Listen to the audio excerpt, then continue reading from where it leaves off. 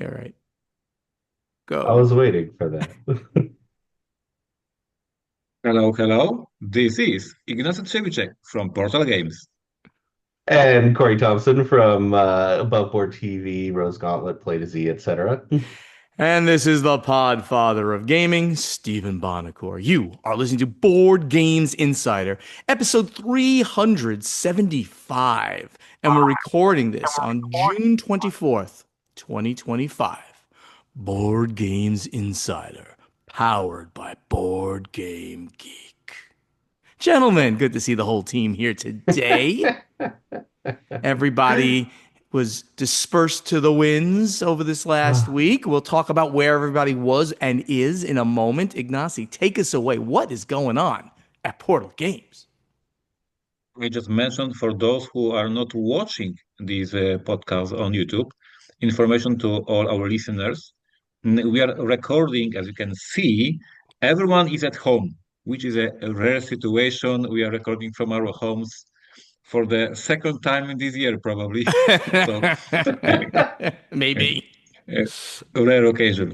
What's happening at Portal Games? Obviously, we are like every year, we are reaching the summer season, which means new releases, pre-orders, and all that jazz that we are preparing for the first half of the year. I have with me, obviously, a sample of Age of Galaxy. This is the game that we Nice. are releasing hopefully at the GenCon. We opened pre-orders, so every year I mention the same situation, and once again I'm doing it today. It is your time, dear listeners, to support your independent publisher and go to portalgamesus.com and consider pre-ordering. The game is amazing card game. And I have some reputation that I know how to create good card games. I did 51st State, I did Imperial Settlers. Age of Galaxy is not designed by me, but I approve it. It's amazing. I'm very happy to publish it in English. We have English rights for America, we have English rights for Europe. So our fans on both continents can go to Portal Games website and grab the game, and you will be building alliances and creating technologies, trading, production, everything. It's like a big epic card game about science fiction. So this was happening at our website. Mm, Less interesting things are happening on the ships. I got a notification yesterday that we have 2 days delay, and we as being so close to GenCon, these 2 days, these 48 hours may matter. That we will have the games Wow. 2 days after GenCon, not 2 days before Oh. GenCon. Oh. Of course, my whole team is checking the statuses of the ship, statuses of everything. We still hope to have it at GenCon. If not, I will be asking our beloved fans and listeners to support me pre-ordering the game just from website.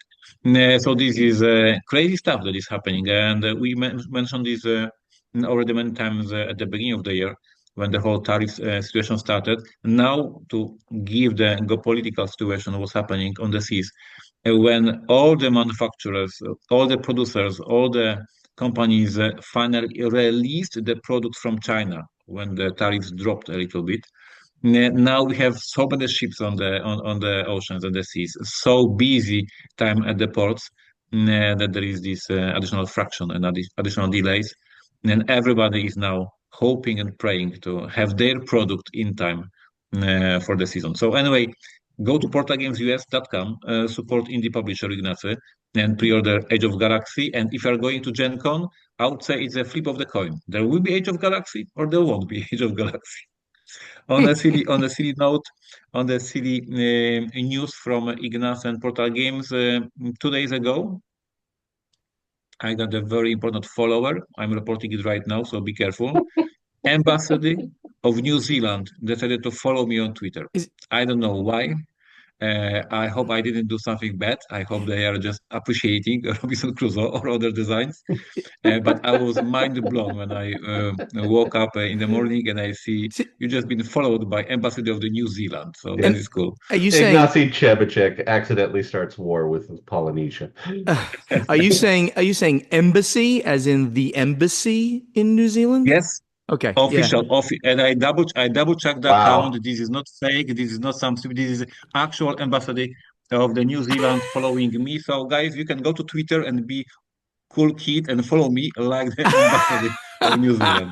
Just like technically the entire country of New Zealand now follows you. Technically. It's great. That is great. That is amazing. Oh, there's nothing that exciting going on with me. I am home again, which means almost nothing has happened in the past week. It's been a fun, I did that new convention, LFG convention over in LA, and that we talked about that last time, and it was really a nice convention. But this week it's just been relaxing, take it easy, playing games with the family. I'm getting Enjoy it. ready. Yeah, yeah, having a good time. Tomorrow, Daryl Andrews comes and visits. So he'll already be here when this comes out. And Daryl and I together are going to head to RageCon in Reno, Nevada, which is a really great convention, really nice designer presence there. A fantastic prototyping that's run by Johnny Pack Canton. And I have such a good time every time I go to RageCon. They treat me really nicely because I am, of course, a special guest, and I ask them on my ticket to put much more special than Steven, which they're very happy to do. And after RageCon, Daryl will be staying at the house in Santa Rosa at the board gaming house, and we'll be having all sorts of adventures in California. So if you are in Northern California and wanna say hey, drop me a line. So that's really all the excitement happening over here. Very, very good. Over here at the Podfather of Gaming, I just got back from Origins. I was the only one of these jamokes that were there. And really had a great time there.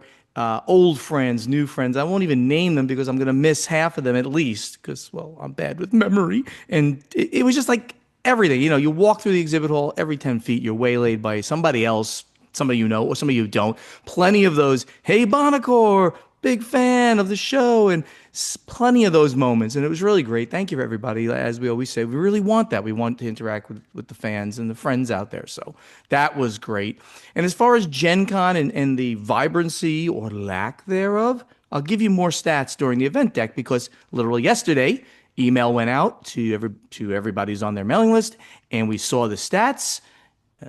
I'll give you a hint. They were good, but we'll talk about that in a second. Today, at around 4:30 p.m., I head over to the airport and we're flying to Scotland, going to Edinburgh, and we'll be there for about 4 nights with great friends, the Chapmans and the Phelpses. And then we're going to train our way down to the Southampton area, London, Southampton ports. Get on the BGG at Sea cruise to Norway. By the time you guys hear this, we'll have already been there. So you know I'm going to be there. So if you happen to be in Norway in those ports, look me up, hit me up somehow. And then after that, Ireland and Dublin. Really excited about this. Another really just a trip. I've never been to any of these countries for any length of time. So going to be heck of a good time. Let's get over now to the event deck. All right, so since I did mention Origins, why don't I cover that first? The Origin stats were literally just released yesterday, and they were very good. I'm just going to say it, very good. And here they are. The attendance was 19,171, and that's 8% bigger than last year.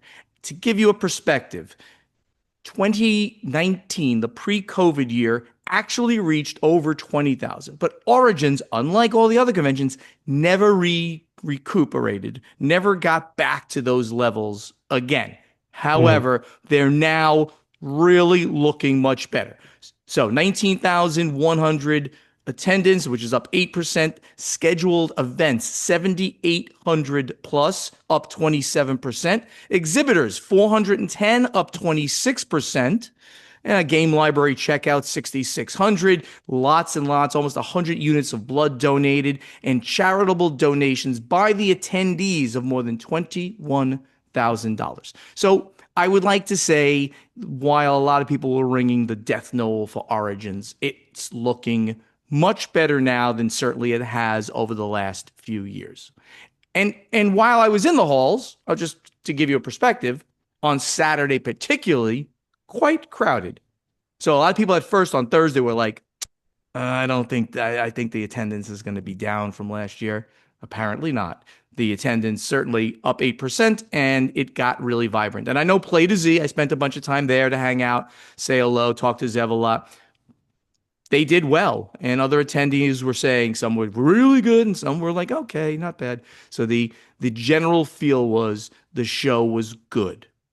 So that's a great thing. That's fantastic. I'm pretty jealous. I was on the fence about going to Origins. The year was just too crowded, but it sounds Right. fantastic. It's I miss the show. Right. So let's get over. It's pretty strange that just one comment. Sure. This is one of the very few big shows, major American shows that I was never at. I was at the Dice Tower Con, I was at the PAX Unplugged, I was of course at GenCon, Gamma Trade Show. Origins is the one that I never visited, and it's because, of course, going to GenCon is the most important part if you're the Yeah. publisher. So flying in at the end of the June to come back at the beginning of August is always crazy. So I never attended Origins, but it is on my bucket list. So at some point I'll be there. I heard there is a great food. Like I had so many people Oh, saying the food the is Origins amazing. area, great food. Yeah, it's funny. I visited two restaurants, at least two, that I had never been to before in the Columbus area, in that short north area, just like north of the convention center. Their food there is actually really good. So excellent. Anyway, let's continue on the news. I've gotten like I got a an annual report from the Embracer Group, former parent company of Asmodee. So we still follow them because of their other geeky IPs and their relationship still with Asmodee. And it broke down very succinctly what the whole company will look like when it is officially broken up. So we know that on April 1st, Asmodee became a publicly traded company on its own. No actual affiliation anymore with Embracer Group. Then they will have Fellowship Entertainment and Coffee Stain Group that will be the last two companies that will break apart. I'll go Coffee Stain Group first. That's an actual spinoff from Embracer, and it consists of about 250 game developers and game publishers. Now, we're talking electronics in this case, focused on community-driven experiences. So think of the bigger games that get released, not like mobile apps and things like that. And the companies that are within that, the divisions within that are Coffee Stain, Ghost Ship, and Tuxedo Labs, Amplifier, Game, Invest. So those are the ones that are part of Coffee Stain Group that will spin off by the end of the year. They were very specific about that. And then Embracer, at the same moment, renames itself to Fellowship Entertainment, which obviously has Middle-earth Enterprises in it. It is the legal successor to Embracer Group. Middle-earth Enterprises plus the IPs of Kingdom Come Deliverance, Metro, Dead Island, Killing Floors, Darksiders, Remnant, and Tomb Raider, amongst more than 300 other gaming IPs. And then Wow. there are many other IP studios. And the one thing that was interesting, that in Fellowship Entertainment, Dark Horse will be part of that. I thought that was interesting. Yeah, I always thought Dark Horse was going to be part of Coffee Stain because I they always agree. talked about the three chunks being Dark Horse, Middle Earth, and Asmodee. I think Dark Horse isn't, well, we know they're not as big as, well, many other comic companies. So why did they put them there? Don't know, but they will stay with Fellowship.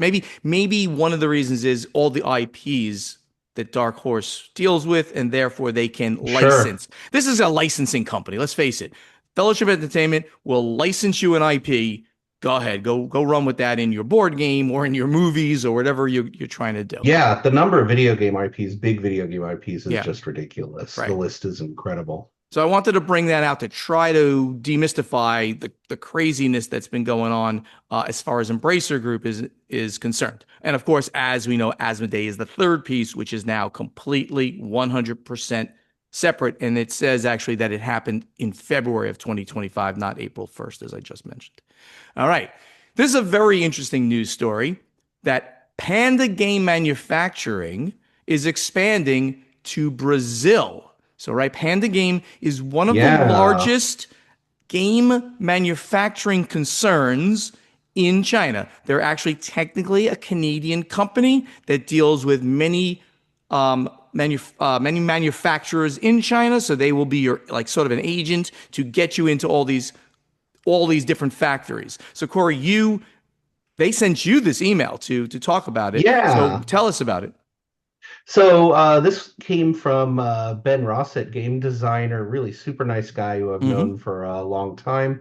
And he also works at Panda Games. So he sent the press release from Panda. So the press release is Panda Game Manufacturing is excited to announce the launch of Panda Brazil, a new joint venture with Cowagraph, one of Brazil's leading print and packaging companies.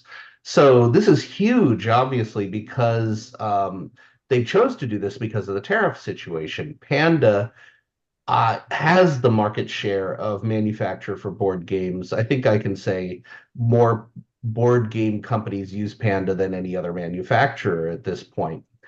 And given the really high and unstable tariffs, they want to locate their production somewhere with low tariffs. And they say right within the press release that it is the lowest with Brazil's import tariffs among the lowest of any major U.S. trade partner. This new facility will enable game publishers to diversify their production strategy and establish a stronger presence in the growing South American board game market. And some very brilliant people actually predicted that Brazil would be a major hub of board games and board game production in a New Year's show on some major podcast. Um, we'll also so Cowagraph, which is who Panda is partnering with to make this manufacturing facility, is no stranger to complex manufacture. Established in 1994, Cowagraph has partnered with international brands such as Samsung, Lenovo, L'Oreal, 3M, Panasonic, and it goes on and on and on. Cowagraph has also produced high-profile games, including Zombicide, Citadels, Exploding Kittens, and The Mind. The other really interesting thing, this press release is dated June 11th, and within the press release it says the first games produced at Panda Brazil are expected to arrive in the US within weeks as operations ramp up. So they are ready to go. This is a very strong response to the tariff situation. And it looks like if we continue to have high percentage numbers out of China, this is going to be the way to manufacture into the US. Yeah, and I I spoke with Zev at Play to Z, and he has relationships with Panda and with some others that are doing similar things. I can't announce those because I don't know if they've announced those. So we're going to see, I think, more and more of this happening if the tariff situation in the U.S. stays as unstable as it is now. And for everybody, remember that July 9th, which is not too far away, apparently there was going to be another announcement about tariffs, positive or negative. We'll find out on July 9th. My documents on the shipment of Age of Galaxy, it's reaching port exactly on July 9th. So it's a very important day for Portal Games. Very And important I'm date. not sure if very important, in my opinion, to mention one more thing, because one thing is a game of the tariffs, obviously, very important. But for me, as a publisher who is right now struggling with the transport, it is also important that transport from Brazil is something different than transport from China. If you are discussing America, right? So it will not only change the tariff situation for the publishers if they can produce in Brazil, but also the game of the transport. Sure. Hmm. So next thing we have here is Diamond. What's the name of this? Diamond Comics Previews magazine. It was a magazine that Diamond brought out about Yeah. upcoming comics. They have printed their last issue. Corey, you also grabbed this one off of ICV2. Well, Anything to talk previews. about? Previews was a pretty big publication as far as what was up and coming in comics and a little bit in board games. And it follows with the demise of Diamond that officially the Previews magazine is dead.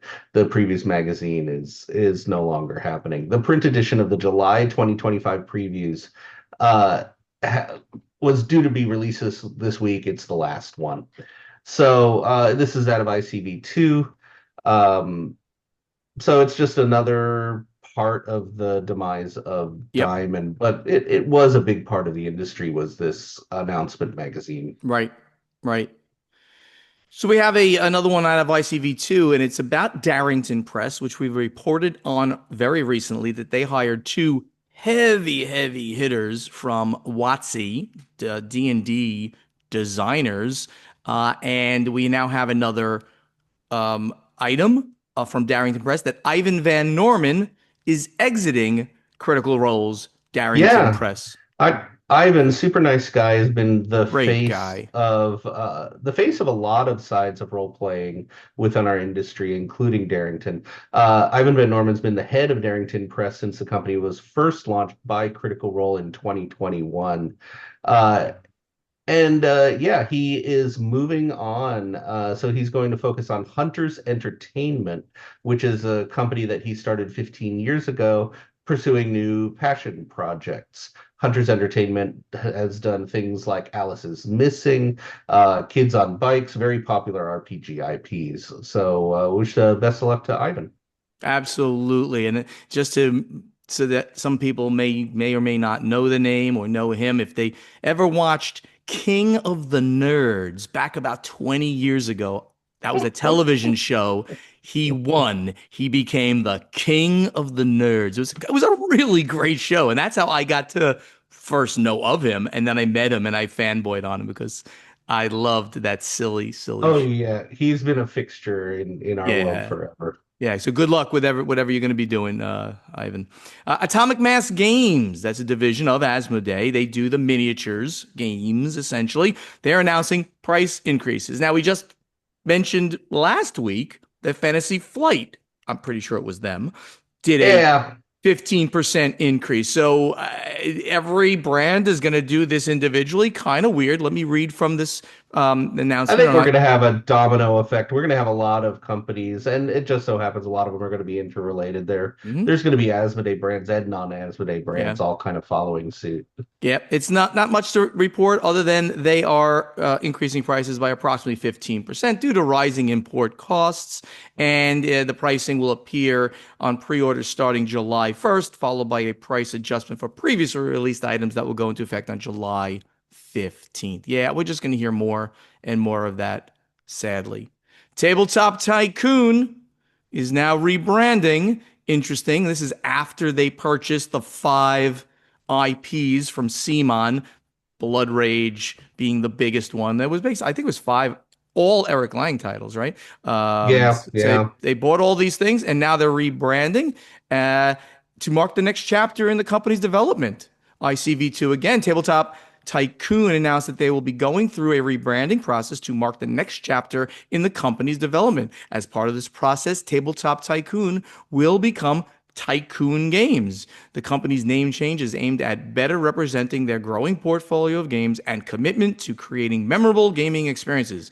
Additionally, the name change adds the word games to the company name and a new logo, very similar logo. If you take a look at these two things, my God, it's virtually the same thing, which should help Yeah. customers more easily categorize the company as part of the games industry. I guess Well, tabletop wasn't enough. let's not forget Tabletop Tycoon has been purchasing IPs more than just the cool mini ones. They bought the IP for the board game Canvas, which was very popular, and they're basically on a move right now, collecting a lot of IPs from other companies, other designers. Right, right. Got two more. Let's get through these so we can get to some questions.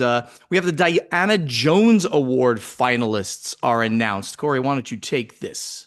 Yeah, Diana Jones Awards are really an interesting one. The group, the Diana Jones Committee, is a very bizarre group that at Gen Con every year they announce. a group or a person or an idea that is influential within the gaming industry. By the way, there is no person named Yeah, Diana we Jones. talk about The this every original, year. oh, I love the story. The original award was a bunch of burnt up RPG books that were obsolete, and they were put into a plastic pyramid. And it just so happened the burnt up pieces lined up because of Indiana Jones RPG that was burned up. It read And it, Diana and it Jones. said Diana Jones. Crazy story. True story. So the nominees are Charlie Hall, a journalist and an editor covering tabletop games, formerly with Polygon. Daybreak, which is a cooperative board game that won the Kenner Spiel, designed by Matt Leacock and Matteo Menapace. Rascal News, which is a website dedicated to tabletop games, founded by Lynn Codega, Rowan Zioli, and Chase Carter. And Rose Estes, a novelist and game book designer. Yeah. So we will get the answer to the Diana Jones at the opening, Right. around the opening days Yeah. of Gen Con, as is traditional. And a quick reminder to everybody that this is a very eclectic award. Anything in gaming can be nominated. Like Charlie Hall is a journalist. Daybreak is a board game. Rascal News is a website. All right. So you see that there's very eclectic things that can be part of this award, and they all have equal chance of winning the award. Yeah, last year's award went to the United Paizo Workers, which is the one of the first workers unions within board gaming. So they can go anywhere. They can really go anywhere. All right, our final news story is the nominees for the Meeples Choice Awards have been announced, and there are a lot of them. I don't think we can go through all of these, Corey. Please don't try to read every one of them. It'll bore everybody out of their minds. No, Opinionated Gamers, which is one of the very first blogs that came Yes. into the board gaming industry, really a lovely blog worth reading, has announced their nominees for 2024. And oh man, like you said, there's got to be 30. And there's some very, very nice games in here. Endeavor Deep Sea, which is also nominated for the Spiel. Civolution, which made big waves. Unconscious Mind, which had the most nominees at the Dice Tower Awards. And SETI is in there. Slay the Spire is in there. I do apologize. There are so many in the nominees. I wish I could name them all, but congrats Yeah. to every game. Yeah, it's a small, and it is, as you kind of pointed out in the show notes, this is a small award, the Meeples Choice Awards, but these guys, the opinionatedgamers.com, they give them a shout out. They're a group that's been around for a while, and they're one of the really early blogs, in our industry for people talking about games and giving critical reviews on games. So good on them. We'll give you the winners in about, who knows, like about a month or so. And now it's strategy and tactics. All right, guys. Let's see how many of these we can get through. Marko Dobranic from Croatia, Mato78. What's the best expansion you've ever played, or few expansions? The best means you were totally delighted the changes that the expansion introduced to the base game. And he says that his is Race for the Galaxy Xeno Invasion from 2015. It totally changes the dynamics of the excellent base game and introduces scenario version of play with new winning and losing conditions. Wow. Ignacy, I know, Ignacy, you have something here that was the best expansion that you've ever played for a game. Oh, It's difficult. So, hard. It's very hard. yeah, I wrote a couple of posts about the designing expansions and how it is difficult for the designer to try to do two things. And what he wants to achieve, he wants to bring some new value, some new interesting things, like here mentioned, it changes dynamic of the game. So designer wants to change something in the game to add a new value. And on the other hand, you as a fan of the game, you just want to have more of the same of the fun that you already Yep. liked. So you Right. don't want any changes. You just want to more of the same. And for years I was struggling as a young designer with creating expansions and showing that I can change the game. The brilliant examples of not the best ideas are I did a Stronghold, the base game. And then I did Stronghold Undead, which was expansion, which was completely different. And I changed the whole game and went completely different. I did Detective in 2018, and as expansion, I did Vienna Connection, which was completely different game about the spy. So on one hand, as I said, the designers Mm, wants to do show off their muscle. They want to show off how they can change the game, but the customer wants more of the same. So now yeah. answering the question after this philosophical seminar about game design, Stalling. I want to Stalling. say, yeah, super honestly, Book of Adventures released by Portal Games last year. I was not Yeah. designing this expansion. I am not designer of this expansion. It's brilliant. It just brings 50 new scenarios to Robinson Crusoe, and this is exactly what expansion should be. More of the same, because the same is something that you love already. That's pretty good answer, my friend. Pretty good answer. But Yeah. I'm gonna That give I'm gonna okay, give you the go. 'Cause perfect answer. I have the No, the best answer. perfect answer I for have this question, going and riffing on the Ignacy, give me more of the same, is Prelude for Terraforming Mars. Because that's a Prelude pretty good one, yeah. Prelude gives you literally, right? You got a corp, right? Everyone's playing a corp. It's got flavor. And now you get those Prelude cards that give you more flavor for your corp and jumpstart your entire engine and economy of the game. So I didn't, I published it. I did not design it, of course, but that's the one I would pick. And I would look at some of the Battlestar Galactica ones were excellent too. I just look. You guys could probably see me. I was looking around my shelves here to see which one. Well, Oh, if we're going to go more recent than the last 10 years, I've got okay. two answers Go for you. ahead. Go ahead. So I usually consider the really perfect expansions ones that you would not play without the expansion. And for me, there were two that were recent. Ruins of Arnak, I think the first expansion added player powers, and really, I would never play without them. And it's an amazing expansion to a pretty good game.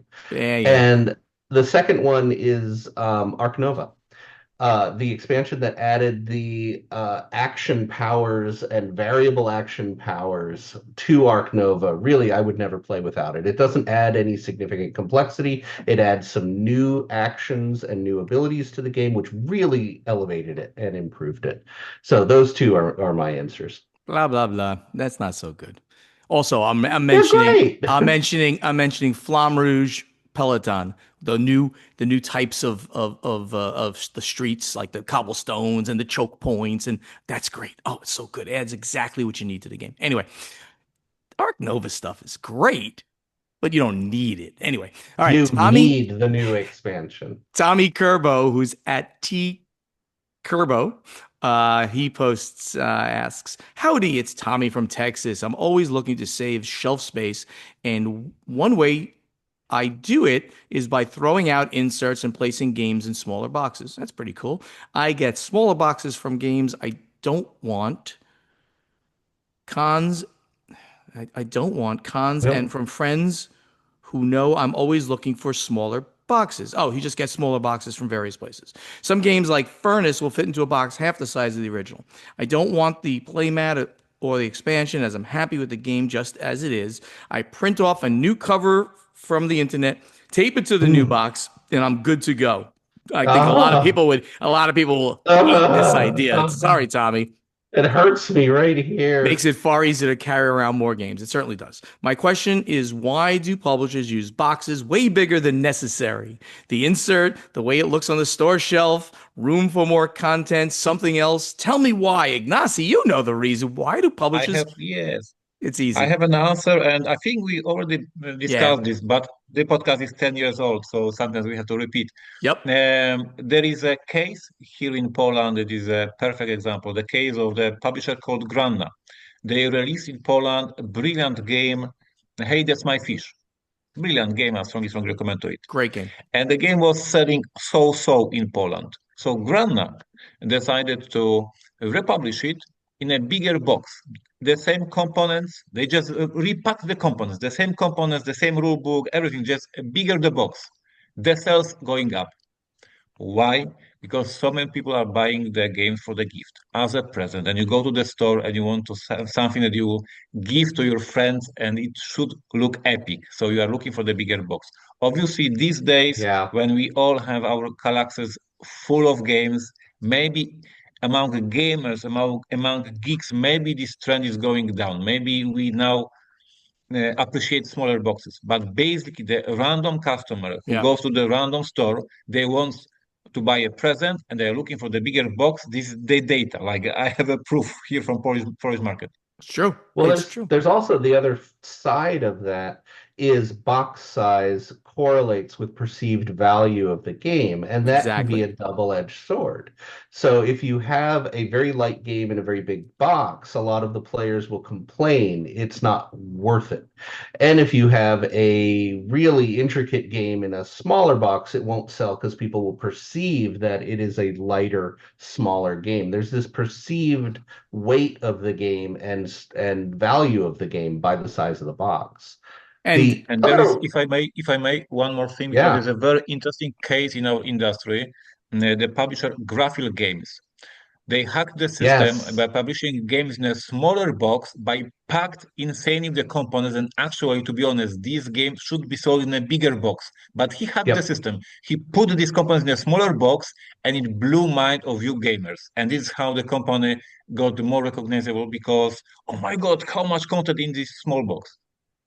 And right. we got that from the Tiny Epic games, and we got it from several other companies using a standardized for them but weird size for the industry Right. box. Grapho, by the way, has a Garp Hill because it's a Garfield. portmanteau of the names of him and his father. So it's Garfield games.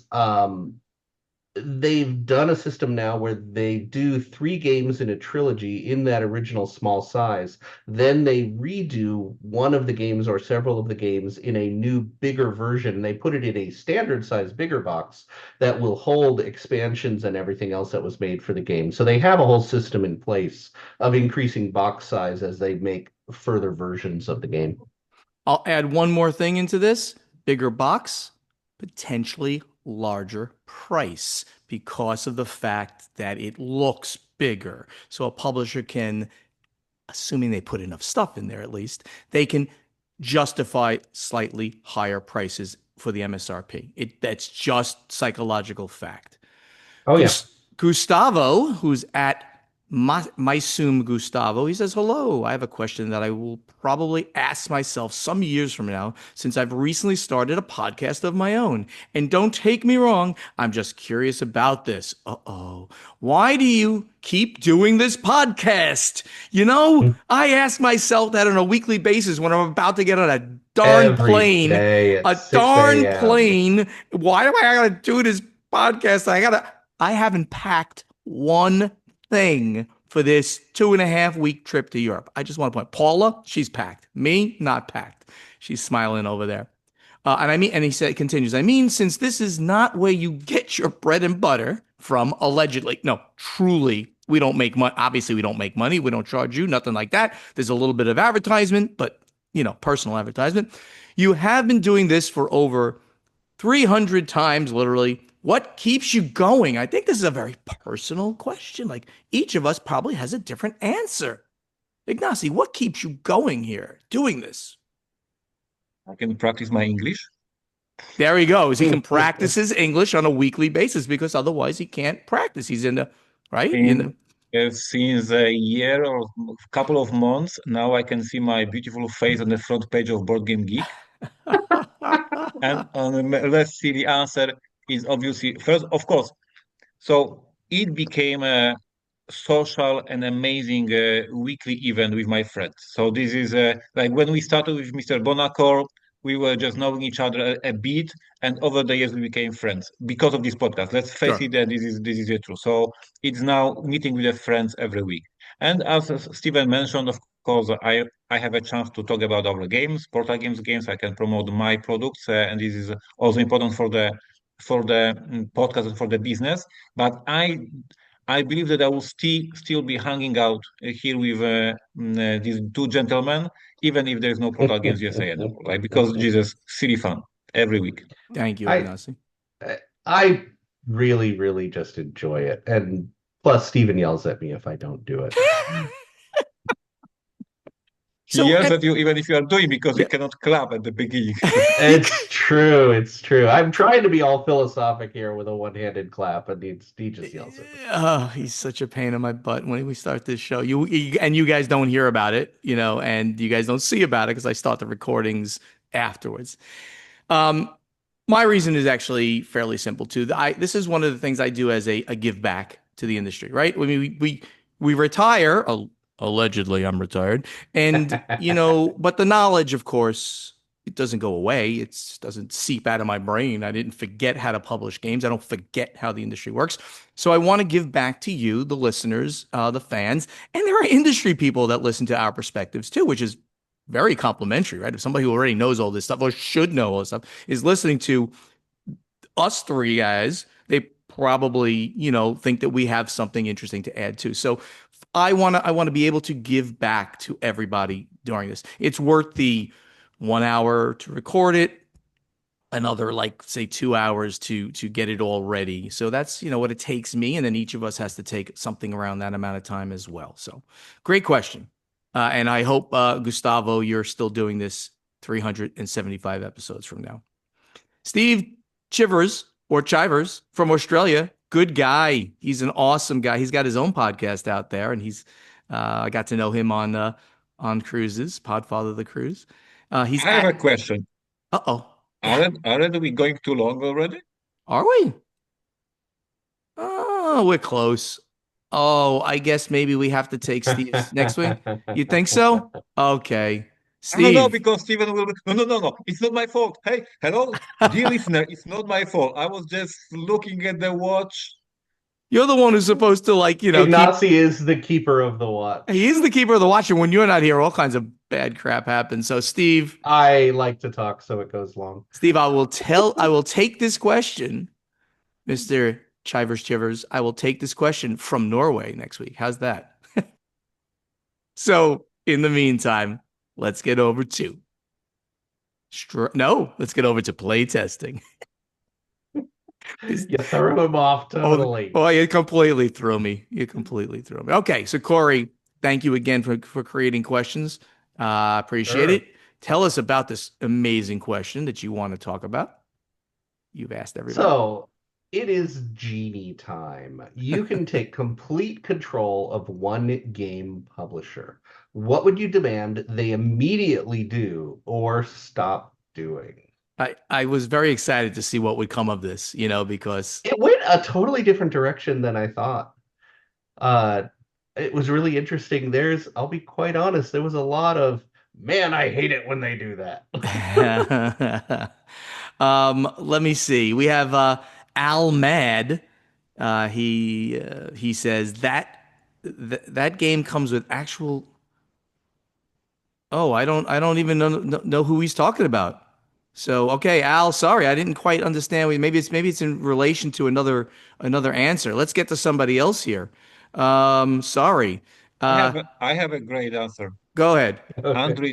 Andres said, I would take over Portal Games and demand owner of the company, Ignacy Trzewicek, to prioritize podcasting over other responsibilities. Oh wow, yeah, he That is wants a you on the good show. answer. But I just want to I think say you that, pronounced the name of the owner wrong. yeah, maybe the case, yeah.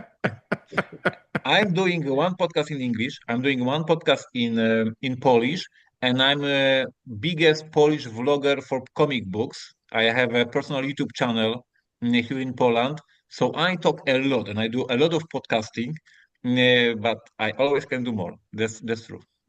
Kevin Martin says, I would take over Plaid Hat Games and immediately begin work on Familiar Tales 2. Familiar Tales is a fantastic narrative adventure game that my family had a blast playing. Sadly, they have stated there are no plans to make a sequel. I don't know Familiar Tales. Do you guys? Yeah, yeah. Okay. It was a family level game. It was really good. But remember, there was old Plaid Hat games that was under F2Z and then under Asmodee, and they bought themselves out to become independent again. And some games were lost when they shifted. So there's I'm being very careful reading answers because there's a lot of angry answers. Oh, I didn't There's a notice those lot of yet. Okay. Well, Mike Walecki wrote, I think I would pick WizKids and have them release an expansion to Marvel Remix. And maybe do more collaborations with the Star Trek that license. sounds like a nice one. That's nice. Patrick Zock says something interesting. He goes, I'm not really not the right person to take over a company. Well, we didn't ask you to take over the company, but if given the opportunity, I would take over Stonemaier Games, but keep Jamie Stegmaier in charge along with the rest of his staff and the art director. Don't mess with a good thing. But if I were to suggest changes, ease up on the spin-offs and sequels. No more spans or scythe derivatives. Patrick, you realize how people make money in this industry, right? This is how they have to make money to do all the other stuff. They got to capitalize on the IPs. Number two, don't kill a game with expansions. Focus on expanding the game, not changing the game. That kind of comes back to our thing before, like more of the same, not vast changes. I guess that's interesting. And he says game specific desires as the new boss. Design a marine fish bio builder game, not modeled after a quote span game. Design a heavy successor to Stamp Swap, worthy of hardcore core philatelists. That's stamp Oh, collectors. A great word for stamp collectors. Scratch that collectible bug and chase for rare stamps. love Interesting, it. interesting, interesting. John Canos wrote, I know they're defunct, but let's assume take complete control means I get rights to everything. Cambridge Games Factory, Glory to Rome. Because famously, Glory to Rome is in a state of limbo, not to be reprinted because of Var issues with companies. various issues with that game and the company. So yeah, that's it's never coming back, guys. Uh, and here's a good one that I think everyone here will agree. Joey Larson, I would have Asmodee restore the former glory of Fantasy Flight There you games go. because it really has changed in such a material way. And all my coffin-sized boxes and other large boxes from Fantasy Flight always they mean so much to me. They just meant epicness in a box. You don't quite get that as much. Fantasy Flight doesn't stand for that anymore, which is it's I interesting. would, I would ask you a question. How many FFG games you have on your shelf that were published before Asmodee bought the company, and how many boxes with FFG logo you have after this period? And this may be the situation that you are just mentioning, the after the change of the ownership, something magical got lost. Yeah, I It's mean, true, that's but sort there of were a it. lot less games as well. The number of releases went down. Yep, very, very, very true. So Corey, again, giving us great questions for this week. What do you got here? So I thought it was about time to ask this. Timing is getting tight. So, which titles that are releasing at Gen Con are you the most excited about? And then a little follow-up. Will you be buying them A, immediately, B, after seeing them or playing them, or C, not buying them but still excited and want to play them? Yeah, and then for everybody, new listeners especially, I guess, Gen Con is the single biggest release for American companies, right? That's when the new Right. titles come out and they really get pushed. Essen would be the same for the European companies, with some American companies also doing them at Essen as well. So, you may or may not be following the new releases, but you're going to definitely get some people who are going to give some input to this. Do you guys have anything that you're specifically looking at? I know Corey is as a Gen Con I release. Oh, go I ahead, think it's Ignacio. a little bit too early. Hmm. When I was preparing for Gen Cons over the decade, I know that the people are starting discussing on the forums, checking the geek lists, etc., 2 weeks before Gen Con. I'm super eager to see how many answers we will get that will provide the title, and how many people will say too early. I don't know yet. I haven't checked the geek list. I haven't checked what publishers are doing. I know that I'm waiting with excitement for Age of Galaxy. I know you are. I'm waiting if it will make it to GenCon. But to be honest, I have no clue what other publishers are putting to GenCon yet. Like I was not checking it yet. I will Yeah. do it in a few weeks. Yeah, as far as I mean, and I have a similar answer to that. I don't really know what everybody's releasing, and I happen to know that the Play 2 Z games, because of the tariff situation, were delayed 2 months. So we may or may not have anything brand new there. Though, from my perspective, Animal Rescue Team, if we can get that there for Gen Con, I think it's going to be a massive hit. That's the Matt Leacock cooperative, but not pandemic cooperative game that he did with an actual animal rescuer. So unbelievably cute toy factor involved, but it's got meat on its bones as a really great game. So that's the one that I know that I'm looking forward to, but it may not make Gen Con. Corey, what do you got? I know you have like 10 games probably. I have a lot of games that I'm looking forward to, but honestly, I haven't gone There you go. through the Gen Con lists yet. This is something that I do a little closer to the show, but I wanted to get this question out given our delay of a week or so, Mhm. and because of travel and scheduling and stuff, we might have a little bit more of a delay. So I wanted to get it out while we could still talk about it. Some games that I am really excited about, there is the Lord of the Rings pandemic game, Fate of the Oh, Fellowship, I coming from should. Office Dog. And I was, full disclosure, I was one of the playtesters on it, and I really, really enjoyed it. So I'm very excited about getting my hands on that one. Um, there's a couple others. I'm very curious about Vantage. Vantage is the new release from Stonemaier Games. It is an open world exploration game with 1,500 cards in the box of exploring the land and doing all sorts of exploration, open world kind of stuff. The embargo just lifted on reviewers for Vantage, so everybody's talking about it now. So of course the hype engine is building, and I've fallen into it. I'm interested. For the record, Asmodee had a preview at Origins, and they invite media, and I was there. It was great. Rodney Smith was there. All the usual people, and they had 3 sessions, and then we all signed up. At least my good friends, Rodney, the guys from Secret Cabal, Jamie and Chris were there, and I saw Fate of the Fellowship, the new Lord of the It's Rings. beautiful. It I can't tell you how good it looks. It's a great game. I also play tested it. But the end final production, oh my God. When you I see need it, to give credit out there to Brianna Woodward, who oh, does really the look and feel of all of those Office Dog games. So this is all her wheelhouse. The look and feel of that game is Brianna more than anybody. I cannot love her more. She is such a wonderful person and talented, talented, talented. She might be working on a game, for Office Dog that I'm doing as well. So it's great working with her too. She's amazing. So everybody out there, Ignacy right now is creating a thread in our guild, and he wants you to go answer it. So please go to the guild, find our playtesting thread for this question, and post your answer there. And in the meantime, it's the final scoring.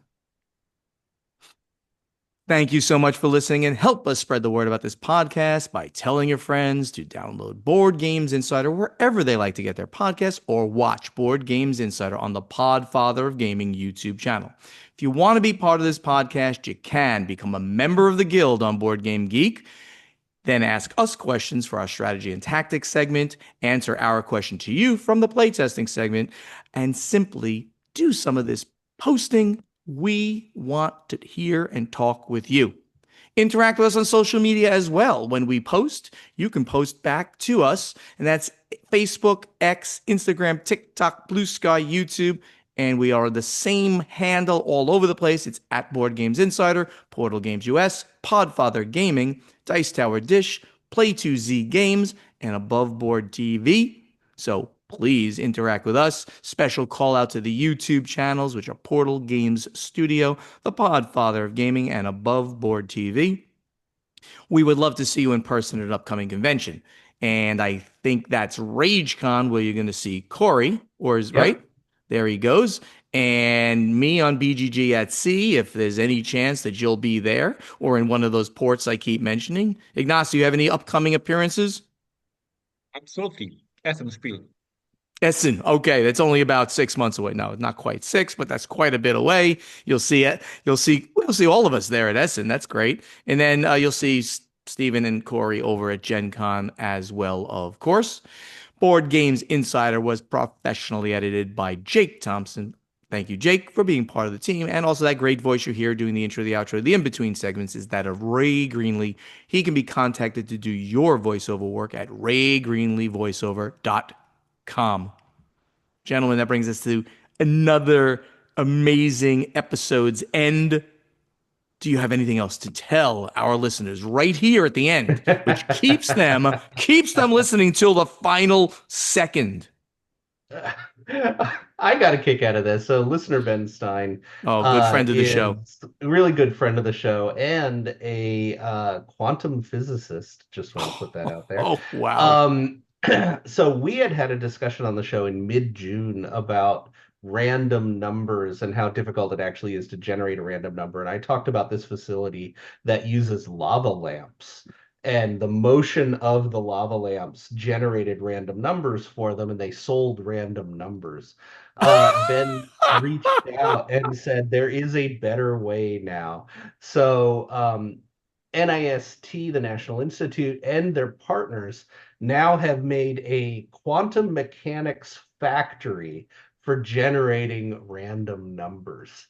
Broadcast is a free public service. The Colorado University Randomness Beacon can be used anywhere, an independent public source of random numbers useful such for all sorts of things. So if you're in need of random numbers, they're now being generated by quantum entanglement. So I'm right at the level of what I understand about this, but I Yeah. think it is super cool. Yeah, I just thought I'd throw that out there. next episode we'll discuss quantum entanglement because that's a very simple topic to discuss. I could talk a little while about quantum entanglement if you want me to. You could talk for about 30 seconds and completely confuse every person. I've been doing By the way, there is one cooperative board game themed on quantum entanglement, which was a corporate game designed by IBM to introduce its employees to the concepts therein. It's insane. It's like spooky. Literally, physicists when they first theorized this said it's spooky. It is It weird. just doesn't make sense. It doesn't make logical human sense. Just but the funny thing is, it's true and it works. Let's not even go deeper into it. Ignacy, we've bored Ignacy beyond possible bringing him back here. I can see in his face. He is fascinated and enraptured. Half an hour ago, I told you that I'm learning English with you, and now you want to teach me quantum physics? Like, seriously? Perfect. ChatGPT for the win, by the way. I learned a lot about quantum entanglement on ChatGPT over the last couple of weeks. Anyway, everybody, thank you so much for listening. It is so good. ChatGPT doesn't know if any of the things it tells you are true. You know that, right? All right, whatever, man. Come on. Don't burst my bubble. I'm trying to learn. See you next week, live from Norway. Bye, everybody. Thank you. See you, everyone.